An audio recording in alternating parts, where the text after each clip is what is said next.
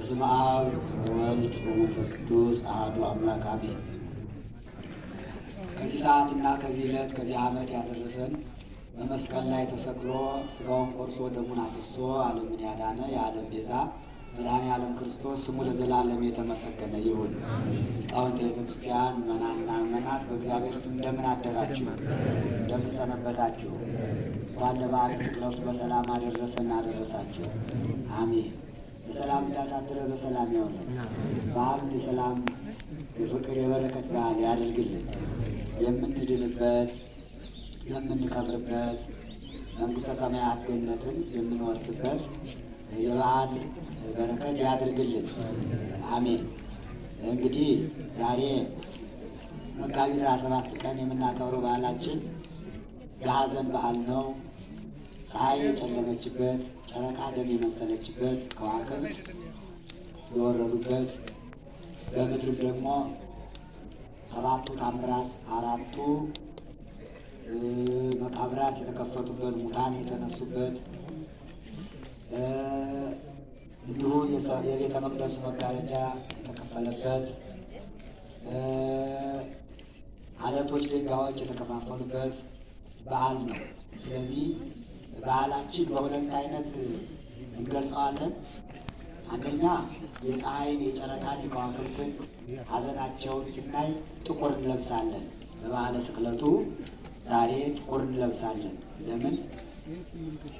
የዓለም መድኃኒት መድኃኔዓለም ክርስቶስ ሲሰቀል ፍጥረታት በሙሉ ሐዘናቸውን ገልጸዋል። እንደገና ደግሞ በሞቱ ዓለም ስለዳነ ደስታችንም እንገልጻለን። የሐዘንና የደስታ በዓል ነው የዛሬው በዓል።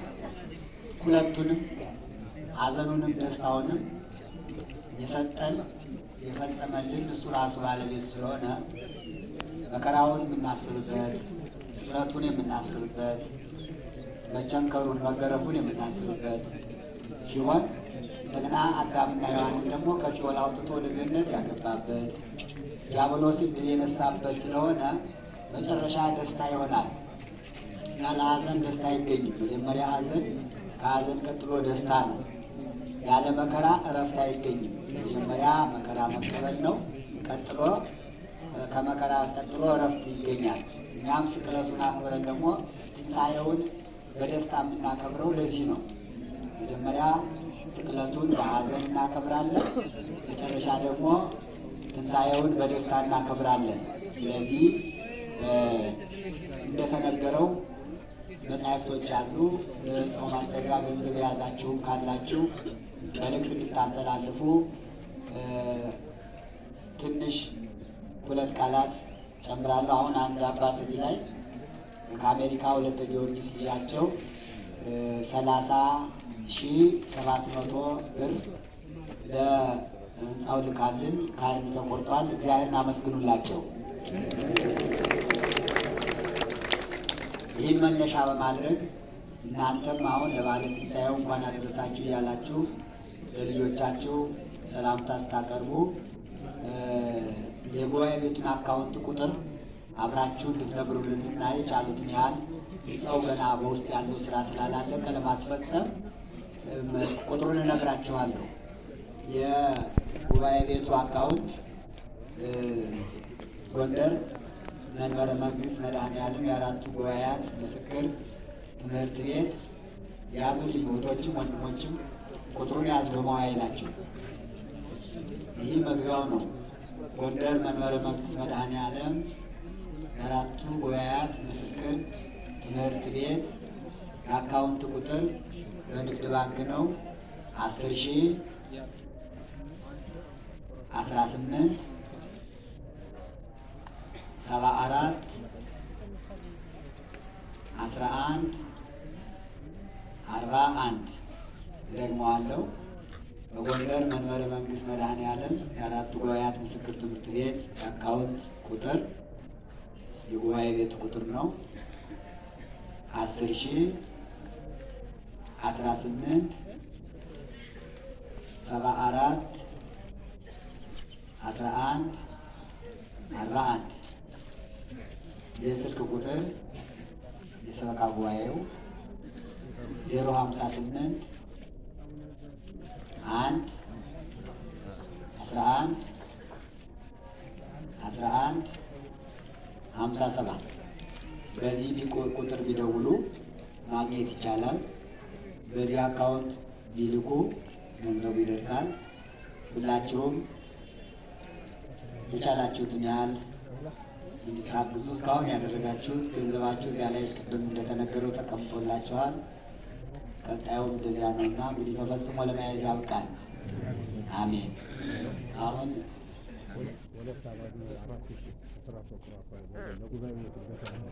እሺ፣ አቶ ተገን ወርፉ ትልቅ አባት ናቸው።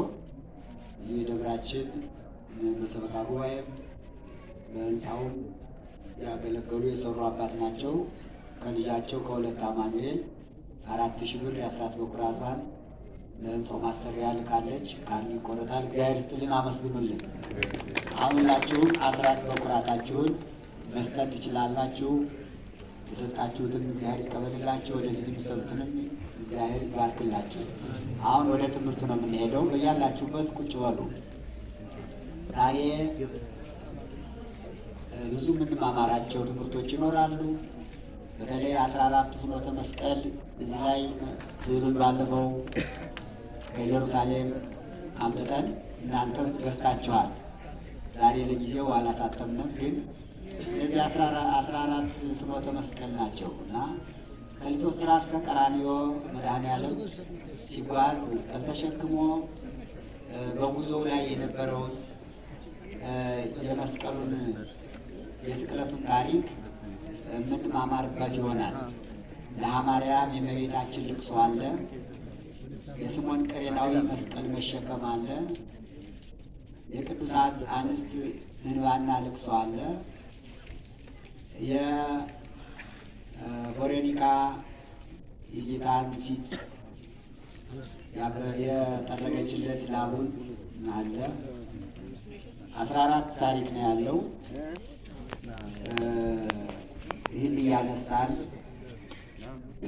ጉዞውን እያሰብን እያለቀስን እያዘን ልክ ቀጥታ ያን ጊዜ መጋቢት 27 ቀን የተፈጸመውን ነገር ሁሉ እያነሳን የምንማማር ዛሬ የዛሬው ትምህርታችን ለየት ይላል። እንባ፣ ሐዘን የተቀላቀለበት ቀጥታ ያችን ቀን የምናስባት እዚያ እንደነበሩት ሁነን ነው።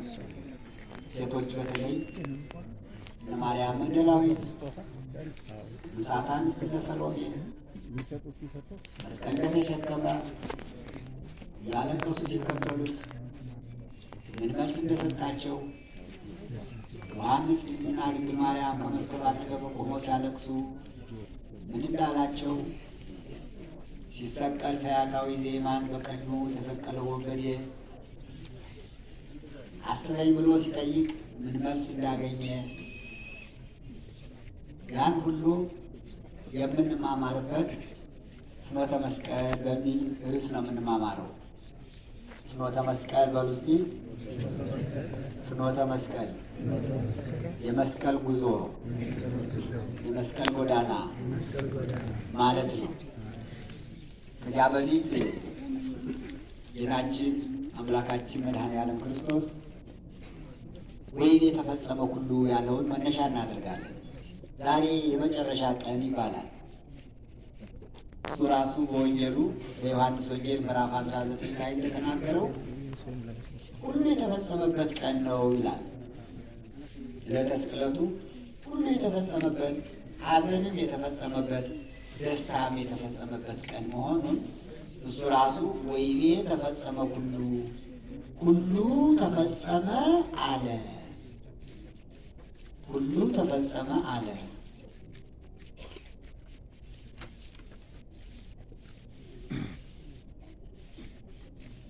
ያቺ ሰዓት ይህም ቃል የተናገረባት ዕለት ዕለተ ዓርብ ናት። ዕለተ ስቅለት መጋቢት 27 ቀን ናት። ተፈጸመ ያለው ደግሞ ቅድመ ዓለም ሳይፈጠር በልበ ሥላሴ ታስቦ የነበረ የምስጢረ ሥጋዌ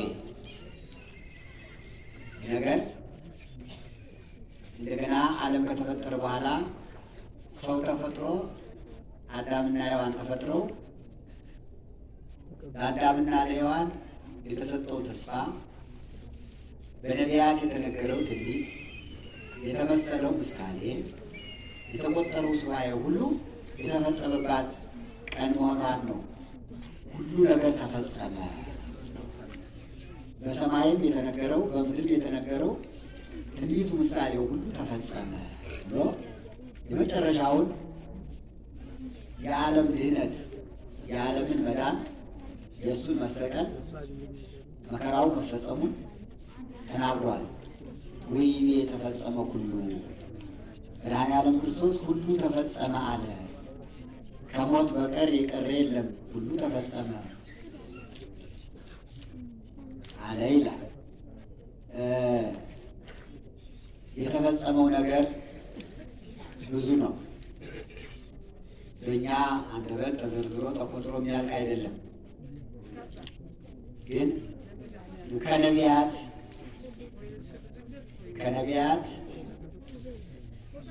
ከተነገሩት ትንቢቶች ከተመሰሉት ምሳሌዎች ተፈጸመ ካላቸው አንዳንዱን እያነሳንን እንነጋገርበታለን።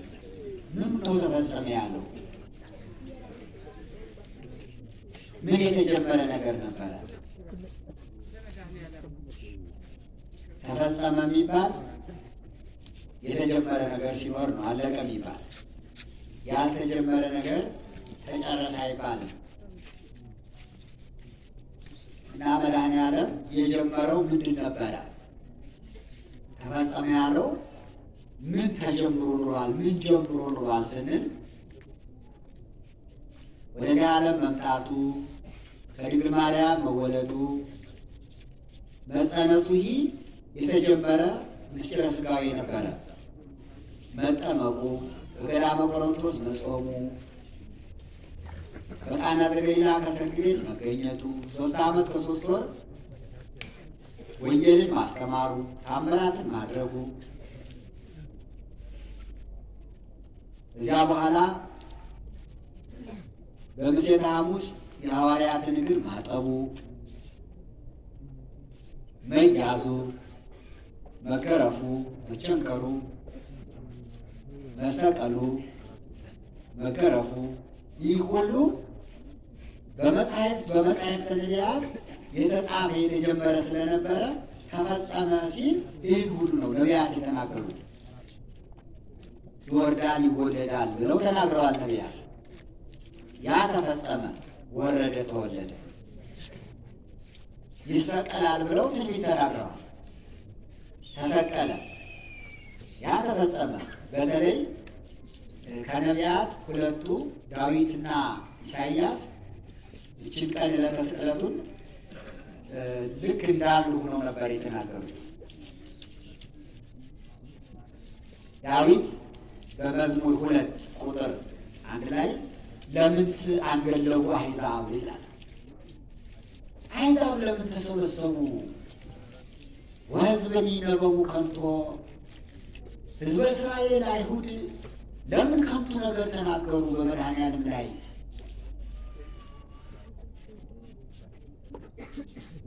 ወንበዴ ሳይሆን ለምን ከወንበዴዎች ጋር ለምን ሰቀሉት? ወመላእክት ሊተጋቡ አለቆቹ ሐና ቀያፋ ለምን ተሰበሰቡ?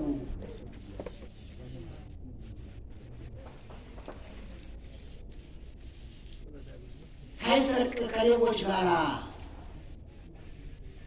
ሌባ ነህ ብለው ለምን አሰሩት? የሰረቀው በርባን ታስሮ ሳለ ጲላጦስ ማንን ልፍታላችሁ? በርባንን ነው ወይስ ክርስቶስን ነው ሲላቸው፣ ክርስቶስን ስቀለው ስቀለው፣ በርባንን ፍታው ፍታው ለምን አሉ?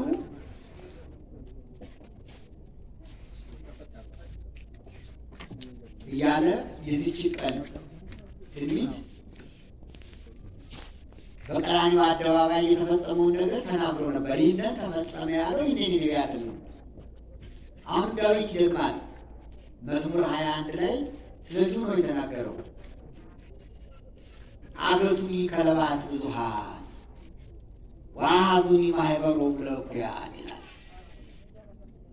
ይህንስ በምስባኩ እንለዋለን። ተነሱ አንድ ጊዜ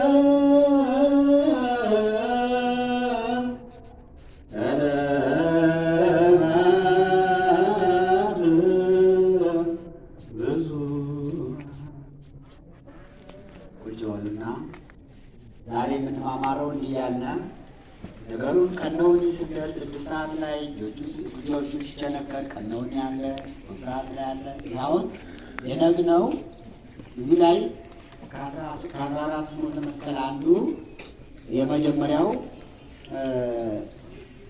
መያዙ ነው። ይህን ነው ተፈጸመ ሁሉ ያለውና ሲያዝ እዚህ ላይ ምዕራፍ 1 ላይ ነው። ተሰብስበው የያዙት ልብሱን እንደቀደዱት ያሳያል። የዛሬ ዓመት ነበረ ስዕሉ። ሁላችሁ ገዝታችሁ ይመስለኛል። ምናልባት ካልገዛችሁ ለሚቀጥለው እናሳትመዋለን። ይህን እያዩ መጸለይ ስለሚገባ 14ቱ ፍኖተ መስቀል ይላለና አያያዛቸው ከለባት ውሾች ማለት ነው። ከለባት ማለት ውሾች ማለት ነው። የመጀመሪያው የመከራው የነጉ የጠዋቱ ማለት ነው። ሌሊት አይሁድ ወይም ሊቃነ ካህናት ከምሽቱ 3 ሰዓት ጀምሮ የሐዋርያትን እግራቸውን አጥቦ ቅዱስ ሥጋውን ክቡር ደሙን ካቀበላቸው በኋላ ከጽርሐ ጽዮን ወደ ደብረ ዘይት ነው የሄደ። ከደብረ ዘይት ወደ ጌቴሴማኒ ሄደ። 3ቱን ደቀ መዛሙርቶቹን ይዞ በጌቴሴማኒ ተንበርክኮ ሥርዓተ ጸሎትን አስተማራቸው። አትተኙ፣ አታንቀላፉ፣ ነቅታችሁ ተግታችሁ ጸልዩ፣ ወደ ፈተና እንዳትገቡ ብሎ ካስተማራቸው በኋላ ይሁዳ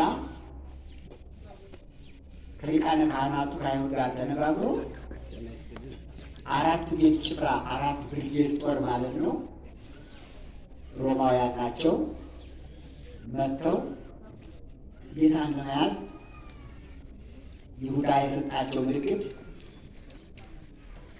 ዮሐንስና ጌታችን ይመሳሰላሉ በመልክ። ዮሐንስ ወልደ ነጎድጓድ ጌታን ስለሚመስለው እንዳትሳሳቱ አምሳያ ስላለው እኔ ሄጄ ስመዋለሁና እኔ ሄጄ የምስመው ኢየሱስ ክርስቶስ ነውና እሱ ነው የምትይዙ ብሎ 30 ብር ተቀብሎ ምልክት ሰጥቷቸው ነበረ። እንደሚያስይዘው ትንቢት ተነግሯል። 30 ብር እንደሚሸጠው ነቢዩ ኤርምያስ ተናግሯል። ሁሉ ተፈጸመ ያለው ይህንን ነው። ወነሱ ሴጦ ለክቡር 30 ብር ነው። የክቡር የጌታን ዋጋ 30 ብር ተቀበሉ ብሎ ነቢዩ ኤርምያስ ተናግሮ ነበርና 30ውን ተቀብሎ ጌታን በሃ ረቢ መምህር እንደምን ዋልክ እንደምን አደርክ ብሎ ሄዶ ጌታን ሳመው።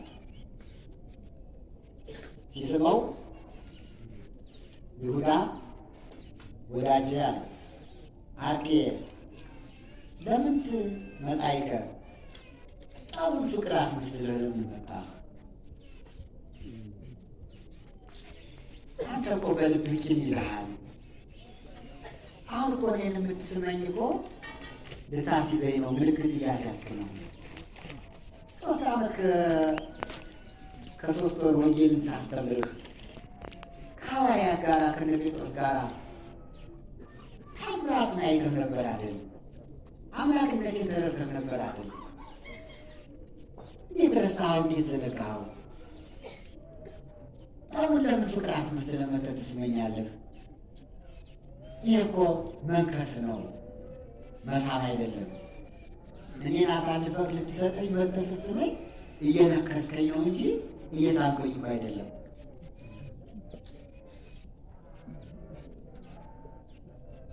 እንደሚለው አስቀድሞ ነቢዩ ዳዊት አሁን የተሰበከው ምስባክ አገቱኒ ከለባት ብዙኃን ብዙ ውሾች ከበቡኝ ወሐዙኒ ማኅበሮሙ ለእኩያን የክፉዎቹ የአይሁድ ማኅበርተኞች ተሰብስበው ያዙኝ ያለው ትንቢት ተፈጸመ። ይህንን ነው ወይ የተፈጸመ ሁሉ ተፈጸመ። ዳዊት ውሾች ከበቡኝ ውሾች ያዙኝ ያለው እነ ይሁዳ አይሁድ በውሻ የተመሰሉ እነሱ ናቸው። ፍቅሩን ጠቡን ፍቅር አስመስሎ የመጣ ውሻ ተብሏል። ይሁዳ ጠቡን ምን አስመስሎ ነው የመጣ? ፍቅሩን ጠብ አድርጎ መምህሩ ነው፣ ፈጣሪው ነው፣ ጌታው ነው። ዘይሴሰቅ ያንሳ ሰኮናው ይላል። አሁን በመዝሙር 40 ላይ እህሌን የሚመገብ ተረከዙን አነሳብኝ።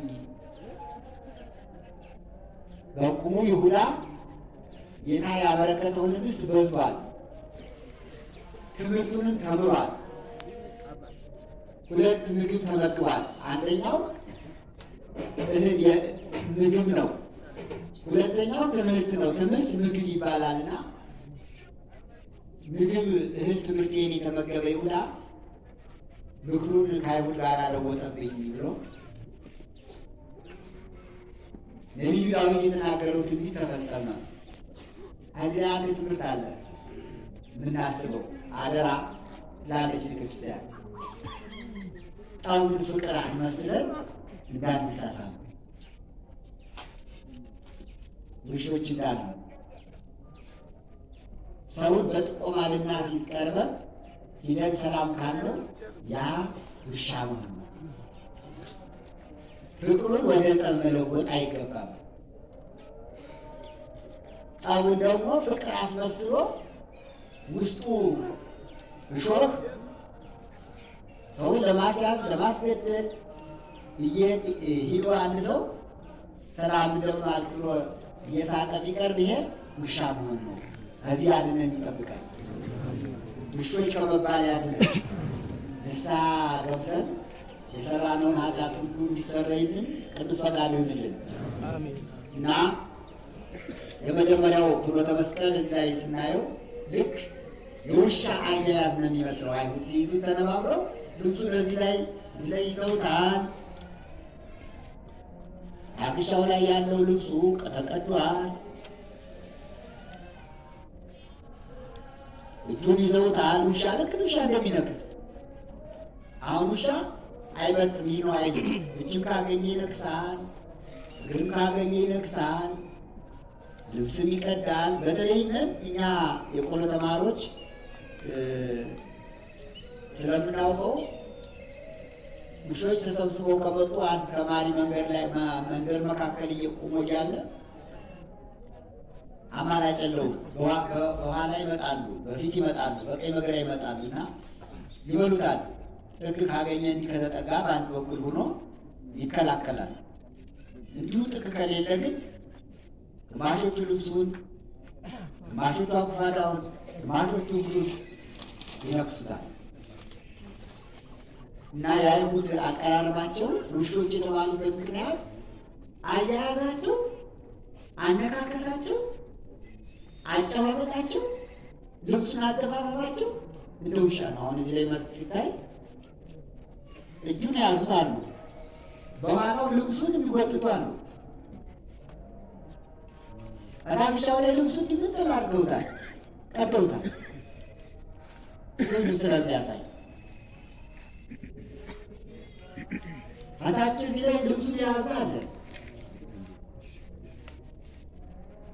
እና ሰዎች ተፈጥሯቸው ሰው ሲሆን የውሻዎችን ተግባር የፈጸሙበት ልክ እንደ ውሻ ሆነው የያዙበት ስለሆነ አገቱን ይከለባል ብዙሃን ያለው ተፈጸመ ነው። ለሚለው ይናገራል። አሁን እዚህ መካከላችን ላይ አንድ ሰው መጥቶ እዚህ ላይ ቁሞ መድረክ ላይ እኔን ልበል እዚህ ላይ ቁሞ ሰዎች መጥተው ግማሾቹ ካቦት፣ ግማሾቹ ልብሱ፣ ግማሾቹ ምጥጥር ያለው ምን ትላላችሁ? ምን ይመስላችኋል? ተው የሚል ሰው የለም። በጣም የሚል ሰው የለም። እባካችሁ አሁን ሰዎች ሲጮሁ ረዳት ፈልገው ድረሱልኝ ሲሉ ዝም አንበል። እንርዳቸው። ሲያለቅሱ ዝም አንበላቸው። ሲጮሁ እንድረስላቸው። ሰው ውሻ የሆነበት ዘመን ቢኖር ዛሬ ማለት ያቺ ቀን ዛሬ ናት ይላል ሐዋርያው ዮሐንስ። ደቂቄ ዛቲ ዕለት ልጆቼ ይቺ ቀን የመጨረሻ ቀን ናት፣ የመጨረሻይቱ ቀን የዛሬ ቀን ናት። የክርስቶስን ዕለተ ስቅለቱን ስናስብ ቀኑ እኛስ ያለንበት ቀን ምን ይመስላል? ሰው እንደ ውሻ ሰውን የሚነክስበት ጊዜ፣ ሰው የሰውን ልብስ የሚገፍበት ጊዜ፣ ከዚህ ሳይቀር ሞባይል እና ጫማ የሚሰረቅበት ጊዜ፣ ሰው ሰውን የሚያታልልበት ጊዜ፣ አደራ የማይወጣበት ጊዜ ስለሆነ ለራሳችን ልናለቅስ ይገባናል። የእኛም ዘመን አብሮ እዛው ጋራ ተመሳሳይ ሆኖ ተገኝቷል። ዛሬ ሰው ውሻ የሆነበት ዘመን ነው። አገቱን ይከለባት ብዙሃን፣ ብዙ ውሾች ከበቡኝ። ዋዙን የማይበረውም ለኩያን የአይሁድ ማህበርተኞች ተሰብስበው ያዙ ያለው ትንቢት ይፈጸም ዘንድ ወይም የተፈጸመ ሁሉ ተፈጸመ፣ ከበቡኝ፣ ያዙ አለ እና አንደኛው የፍኖተ መስቀል ጉዞ ይሄ ነው። ሁለተኛው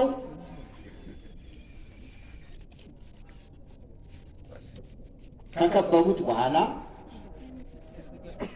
ከራሱ ላይ የሾህ አክሊል ደፍተው መስቀል አሸክመው ከጲላጦስ አደባባይ እንዳወጡት ያሳያል። ሁለተኛው ጉዞ ሌሊት ሲያንገላቱት አደሩና ሲነጋ ጉዟቸውን ወደ ጲላጦስ አደባባይ ያደረጉ። ታስሮ ያደረበት ወህኒ ቤት በጣም ለማየት ለመጎብኘት ክቡብ የሆነ ጨለማ ውስጥ የሆነ እግር ብረቶቹ ሰንሰለቶቹ የብረት ሳይሆኑ የደንጃ ሰንሰለት የደንጃ እግር ብረት ሆን ተብሎ ለወንጀለኞች የተዘጋጀ እግራቸውን ጉድጓድ ውስጥ ሲያስገቡት በጉድጓዱ ውስጥ ያሉት ታላላቅ የሆኑ ስለት ያላቸው ሻፎ የሆኑ ድንጋዮች ወዲያና ወዲህ የማያዛውሩ ወደ ቀኝ ወደ ግራ የማያሰኙ እዚህ ላይ እግርና እግርን ቁርጭምጭሚት ላይ አጣብቀው የሚይዙ አጥንት የሚልጡ ስጋን የሚልጡ አጥንትን የሚያላምጡ የሚወጉ የመጨረሻ የአንደኛ ወንጀለኞች እስር ቤት አለ። ኢየሩሳሌም ሊቶስጥራ ከጲላጦስ አደባባይ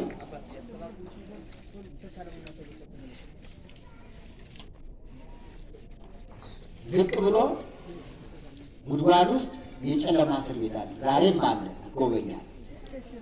ከዚያ ነው ያደረ። እጆቹን እግሮቹን በደንጊያ ሰንሰለት በደንጊያ እግር ብረት ታስሮ ነው ያደረና ሲነጋ ወጠቢሆ ተማከሩ ሊቃነ ካህናት። ሊቃነ ካህናት በነጋ ጊዜ ተማከሩ። ምን ብለው ተማከሩ? ወደ ጲላጦስ ልንውሰደው ብለው። ጲላጦስ ኢየሩሳሌም ቅኝ ግዛት ነበር የምትገዛ በዚያ ጊዜና ከሮም ታዞ የመጣ መስፍን ነው። ንጉሱ ጢባርዮስ ነው፣ የሮሙ ንጉስ። ሄሮድስ በገሊላ፣ ጲላጦስ በኢየሩሳሌም መስፍን ሆነው መሳፍንቱ ነው ተሹሞ ነበርና በጊዜው የነበረው መስፍን ጲላጦስ ነውና ወደ ጲላጦስ ይዘውት ሄዱ። ወደ ጲላጦስ ይዘውት ሄዱ። ፍኖተ መስቀል የመስቀል ጉዞ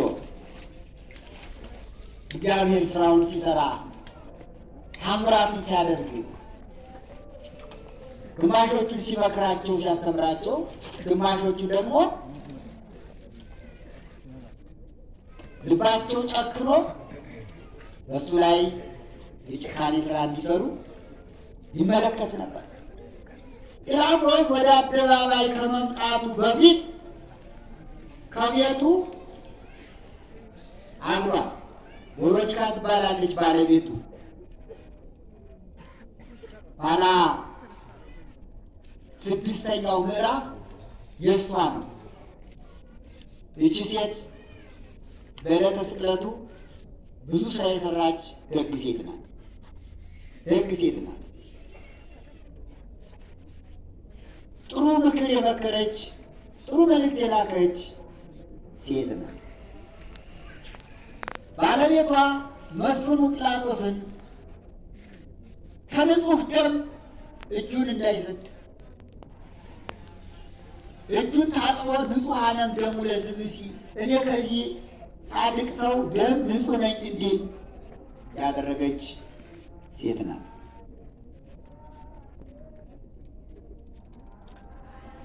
ከዚህ ሰው ደም እንዳትገባ እጅን እንዳትሰድ እንዳትተባበር፣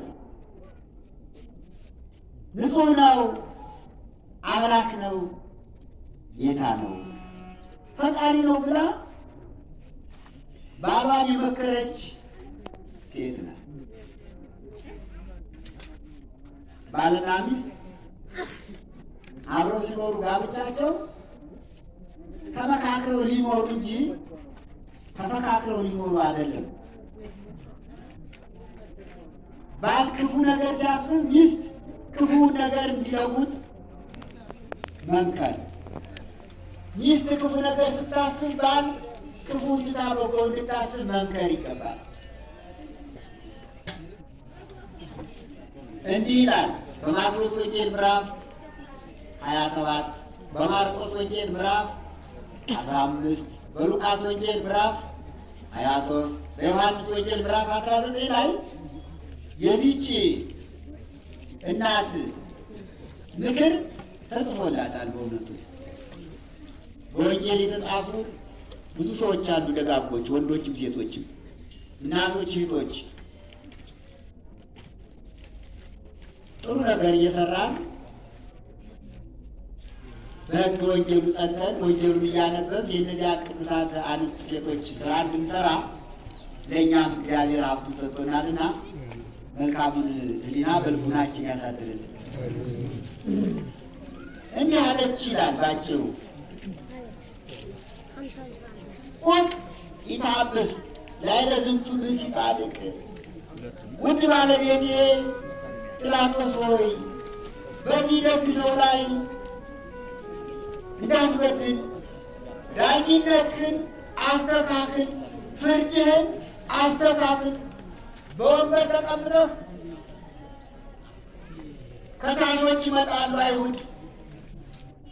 ኢየሱስ ክርስቶስ ዛሬ ተከሳሽ ነው። ኢየሱስ ክርስቶስ ዛሬ ለፍርድ ይቀርባል። ኢየሱስ ክርስቶስ ዛሬ ከሌቦችና ከወንበዴዎች ጋር ይቆጠራል። ሽፍታ ይባላል፣ ወንበዴ ይባላል። አንተ ግን እንድታጣራ አጣርተህ እንድትፈርድ ውድ ባለቤት አደራሃል፣ አደራሃል። በማታውቀው ነገር ገብተህ እኔንም ልጆቼንም ለመቅሰፍት አሳልፈህ እንዳትሰጠን። አንተም እኔም ልጆቼም ኢየሱስ ክርስቶስ የባህሪ አምላክ እንደሆነ ልንመሰክር ይገባናል ብላ ደብዳቤ ትጽፋለች። እስመ አመንኩ በዛቲ ዕለት በዚህች ሌሊት ዛሬ መከራ ስቀበል አድሬያለሁና አደራህን ገና ሳትፈርድ እንዲህ መከራ የተቀበሉ በእሱ ላይ ሐሰት ከፈረድክ እንዴት ልሆን ነው? ገና ለፍርድ ሳይቀርብ የሐሰት ምስክሮች ቀርበው ሳይመሰክሩ አንተ ዳኝነት ፍርድ ሳትሰጥ ስገረፍ ነው ያደርጉኝ። ይህ ለእኛ ማስጠንቀቂያ ነው። አንተ የአይሁድን ቃል ሰምተህ እውነት መስሎህ ተሳስተህ እንዳትፈርድ አስቀድሞ ታምራቱ አሳይቶኛልና አደራህን ባለቤቴ ብላ ጻፈች ይላል። ሰሜን አድሮ ነበርና ቸኩሎ ሲወጣ ጧት ይመለሳል ስትል አልተመለሰም። ፀሐይ በዝቶበት ይላል። አይሁድ ለቤት ሂደው ውጣ እባክህ ውጣ ውጣ ውጣ የናዝሬቱ ኢየሱስ ክርስቶስን አምጥተነዋልና በሱ ላይ እንድትፈርድልን እያሉ ወጥቶ እስኪገባ ድረስ ሊያሰጡትም ነበር ይላል። ብዙ ሰው ተሰቃይቷል። በዚያች ቀን በዚች በዕለተ ዓርብ ብዙ ሰው መከራ አይቷል። ጲላጦስ ራሱ በወከባ ነው ያረፈደን። እነግረዋለሁ ስትል ሳይመለስ በዚያው ሰው ስለሄዱ ደብዳቤ ጽፋ ላከች።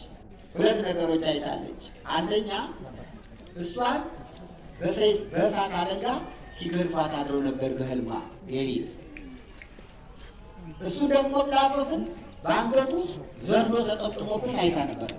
አንዳንድ ጊዜ እውን ህልም አለ ወገኖች። አንዳንድ ጊዜ ህልሞች እውን የሚሆኑ ህልሞች አሉ። የእሷ ህልም እውን ነው፣ በትክክል ነው።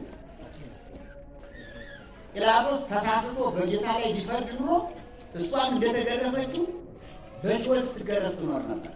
ጲላጦስም ተሳስቶ ፈርዶ ቢሆን ኑሮ ዘንዶ የተጠመጠመበት ዲያብሎስ ነው በአንገቱ ላይ። ዘንዶ የዲያብሎስ ምሳሌ ነው። አውሬው ዮሐንስ እንደተናገረው በራእዩ አውሬው ቀይ አውሬ ከሰማይ ዘንዶ ሲወርድ አየሁ ይላል። አሁን ዓለም የሚያተራምሰው ያ ዘንዶ ነው። ዲያብሎስ በዘንዶ ይመሰላል። አሁን በየእንትኑ አለ፣ በየቦታው ዘንዶ ስዕል አይታቸዋል። ስታዩ ዘንዶ ስዕል እባብ ስዕል ያለበት ሁሉ ዲያብሎስ ነው። በጎ ነገር እንዳይመስልን እንዳንሳሳት ራሳችን ጠብቅ። በዘንዶ አምሳል ይመጣል፣ እባብ ሆኖ ይመጣል እና በእሱ ላይ ሊደርስ የነበረው ፈተና ነው ለእሷ በራእይ የተገለጠላት።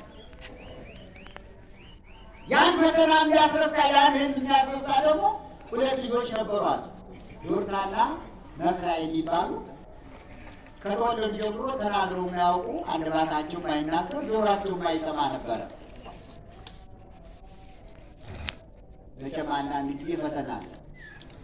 ልጅ ሲታጣ ልጅ ስጠን ብለን እንለምናለን። ስንወልድ ደግሞ የተወለዱት ልጆች አንዳንዶቹ ለታምራት፣ አንዳንዶቹ ደግሞ ሌላ ምክንያት ዲዳም የሆኑ አሉ፣ የማይናገሩ አሉ፣ ሽባም የሆኑ አሉ። ብዙ ነገር አለ በዚህ ዓለም። መቼም እግዚአብሔርን አስቀድሞ በጸሎት መጠየቅ ነው እንጂ እንዲሆን አይታወቅም። ዝግጅት ያስፈልጋል። ለትዳርም ዝግጅት ያስፈልጋል። ትዳር ከተመሰረተ በኋላ ደግሞ የሚወለዱት ልጆች ሙሉ አካል ያላቸው እንዲሆኑ ድጋሚ መጸለይ ያስፈልጋል። ወደ እመቤታችን አማልጅ ብሎ መጸለይ ያስፈልጋል። ዓይናቸው ዓይነ ስውር እንዳይሆን፣ እጃቸው ሽባ እንዳይሆን፣ እግራቸው ሽባ እንዳይሆን፣ ጆሯቸው የማይሰማ እንዳይሆን እባክህ አምላኬ እግዚአብሔር ሆይ የምትሰጠኝ ፍጥረቶች መልካም ልጆች ስጠኝ ብሎ መጸለይ። ይህ ብቻ አይደለም፣ ጥንቃቄ ያስፈልጋል። ጾምን መጠበቅ ያስፈልጋል። በዓልን መጠበቅ ያስፈልጋል። ብዙ ጊዜ በዓላት